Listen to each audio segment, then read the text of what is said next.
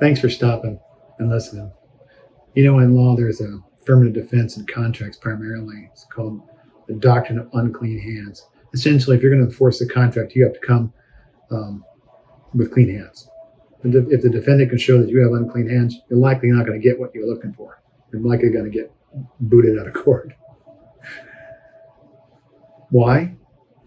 Because you're representing something and saying it's true when in reality it's not true.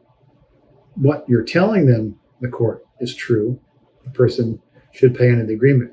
What you're not telling them is that you lied to them in the first place, or you misstated something, or there's some material misrepresentation that you made in the agreement, and they're showing it. Isn't that true with kind of what's going on today?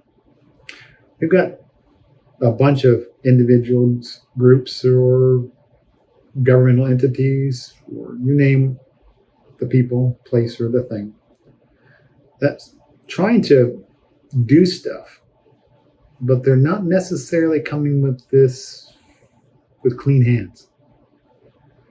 And when you find out that they don't have clean hands and you start to show it, they turn around and try to spin that and say, well, it's not as bad as you think it is.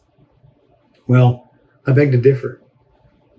You essentially misrepresented, omitted, lied, didn't tell me the full truth. However you want to couch that in terms that makes it palatable for whoever you're talking to. But the reality is, why would I believe what you're telling me now when you misrepresented what you said before? Why would I trust you? If we are trying to get to the truth of the matter, both parties need to come with clean hands. Meaning, I have to make sure that what I represent is truth to what I can prove or what I believe, and be willing to expect that you will do the same. Doesn't matter who it is. That should be a common understanding. Unfortunately, it's not.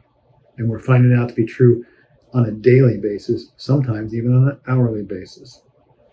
So the next time someone omits something, you have to ask yourself, why? Like I've said a number of occasions, why? Ask the question, why did they admit that or omit that? And why are they admitting it now? Think about that. Blessing.